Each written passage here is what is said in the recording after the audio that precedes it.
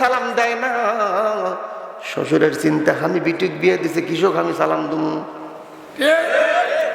Chairman মেম্বারকে সালাম দেয় না, শিক্ষক ছাত্রকে সালাম দেয় না, বাজান রে ডিসি পিউনকে সালাম দেয় না, সাধারণ মানুষ ভ্যানওয়ালাকে সালাম দেয় না। কারণ কি? কারণ কি? সালাম এখন নবীর জন্য হয় না, নবীর জন্য হয় না বাজান, সালাম এখন ব্যক্তির জন্য হয়। এইটা হলো আমাদের গ্রামের মাতব্বর, এনাক সালাম দোয়াই লাগবি। ওইটা আমাদের মসজিদের ইমাম, ওনাকে দোয়া লাগবি। ওইটা ভ্যানওয়ালা কৃষক সালাম দমু। কথা বলেন, সালাম দলীয় করে ফেলাইছো না।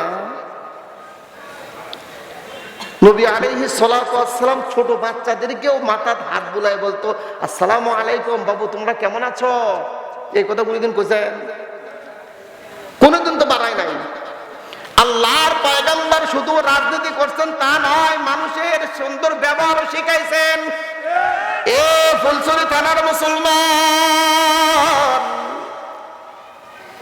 সালাম আমাদের সব জায়গায় দেওয়া লাগবে বাজান। এই কথাটা কিন্তু আমি আপনাদেরকে বারবার বলি। সালামটা সর্বপ্রথম বাসায় থেকে শুরু করবেন। আপনার বাড়ি থেকে যদি সালাম শুরু করেন, দেখবেন আপনার 8 বছরের মাইয়াও আপনাকে সালাম দিবে। দেখতে দেখতে, কথা বলেন ঠিক কিনা বাজান গো? আমাদের বাড়ির সালাম তো দূরের কথা বাজান, স্বামী স্ত্রীর প্রত্যেক দিন ওই ইরাকের যুদ্ধের মতো প্রায় দিনই শুরু হয়। মহিলারা তো বাদ গেছে, এখন খালি কয়া যায়, ওরা তার নাই, সমস্যা কি? এত রাত্রে তাই মহিলারা আছে, অনেক মহিলা, অনেক মহিলা। এ বোন, এ মা, আমি ইউনুস বিন হাবিব তোমাদেরকে বইলা গেলাম, মা তোমরা যদি তোমাদের স্বামীর সাথে খারাপ আচরণ করো, তোমার স্বামীর সাথে যদি খারাপ ব্যবহার করো, তোমার নামাজ রোজা হজ যাকাত আল্লাহর আদালতে পৌঁছবে না, কোনো ইবাদত আল্লাহর কাছে পৌঁছবে না। এ বাজান, একটা নারীর জন্য জান্নাত হইল তার স্বামী। কি বলেন? যারা বিয়ে করে তারা কাছে ঠিক ঠিক, কারণ এগুলো যাবার বাড়িতে শুনবি, ওই শুনতেছে না, তোমার কোনটা আমি চিনি না, খুব ঠিক করছো না, এই বুঝছে না। চিৎকার করে বলেন, একটা নারীর জন্য জান্নাত কে? একটা নারীর জন্য জান্নাত হইল তার স্বামী। এ বাবা সাউন্ড তাড়াতাড়ি বাড়া ভাই, আমার গলাটা খাইয়ে ফেলে দিস না। আর একটা পুরুষের জন্য জান্নাত হইল তার মা বাবা। বাদান রে, একটা পুরুষের জন্য জান্নাত হইল তার মা আর তার বাবা, আর একটা নারীর জন্য জান্নাত হইল তার স্বামী।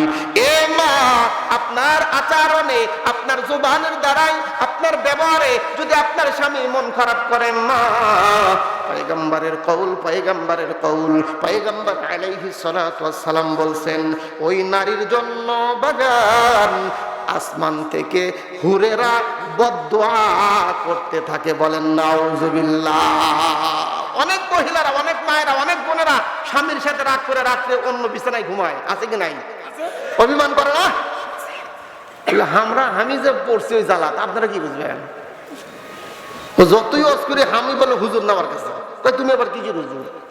বাবা, এই সারা বাংলাদেশে ছুটে বেড়াতেছি, এত মানুষ আমাকে হুজুর কয়, তুমি তোমার কাছে আমি হুজুর না, তুমি হুজুর, তুমি হুজাইবার বাপ। স্বামী ছাড়া একটা নারীর জান্নাত নাই, স্বামী ছাড়া নারীর জান্নাত নাই। এ মুসলমান, 1 নাম্বার খাঁটি ইমানদারদের গুণ থাকবে বাজান, তারা ছোট বড় দেখবে না, প্রত্যেককে সালাম দিবি। এখন আজকের এই মাহফিল থেকে আমাদের শিক্ষা বাজান, আমরা 1 নাম্বার ইমানদার হইব না 2 নাম্বার ইমানদার? বাজান রে, 1 নাম্বার ইমানদার হইতে চাই, আমরা যে যেখানে থাকবো না কেন প্রত্যেকে সালাম দিব। সালাম দিলে নবীর সুন্নাত বৃদ্ধি পায়। আমরা মানুষ দিকে সালাম দিব না, অমুক অমুক অমুককে দেখে সালাম দিব না, না না না, প্রত্যেকে সালাম দিব। হযরত ওমর ফারুকের দরবারের মধ্যে প্রবেশ করছে নেতাজি, সর্বপ্রথম সালাম দিয়ে বলতেছেন, এ যুবক কেন এখানে আসছো? উনিও আবার ব্যাক করতেছে, আসসালামু আলাইকুম ইয়া আমিরুল মুমিনিন, আপনার কাছে আসছে একটু 1 নাম্বার ইমানদারদের কিছু নমুনা বলার জন্য। সারা জীবন তো 1 নাম্বার ইমানদারদের কথা আপনি বললেন, আমি একটু 1 নাম্বার ইমানদারদের প্রমাণ আপনার সামনে উপস্থাপন করতে চাই। এ বাজান, ওমর ফারুক ডাক দিয়া বলতেছে, এ যুবক শোন শোন শোন, তোমার সন্তান তোর বেটাকে যেমন ভাবে আদর করা শুরু করছিস, ডান গালে চুমা খাস, বাম গালে চুমা খাস, আবার কপালে চুমা খাও, এই চুমা খাওয়ার দ্বারাই কোনোদিন সন্তানের হক আদায় হয় না।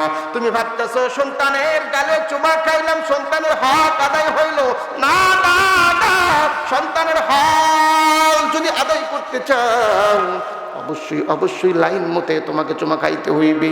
সন্তানের শুধু আদর করলে কিন্তু সন্তানের হক আদায় হয় না।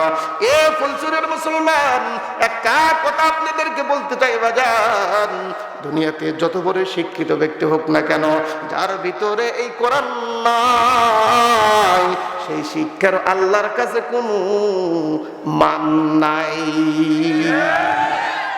যতবার শিক্ষিত হোক না কেন, আমি আপনাদেরকে চোখের ভিতরে আঙ্গুল দিয়ে দেখায় দিতে পারবো, যত বেশি শিক্ষিত তত মা বাবার কষ্ট। কষ্ট পাচ্ছেন? প্রমাণ করেন ইউনুস বিন হাবিবের কথা, আমার কথাটা না প্রমাণ করেন। যত বেশি হাই সোসাইটি তত বেশি কাপড় খোলা। এমন প্যান্ট পিন্দিছে আমার যুবক ভাই যা যৌবনের সাথে দেখা যায়। আছে কি নাই? আছে।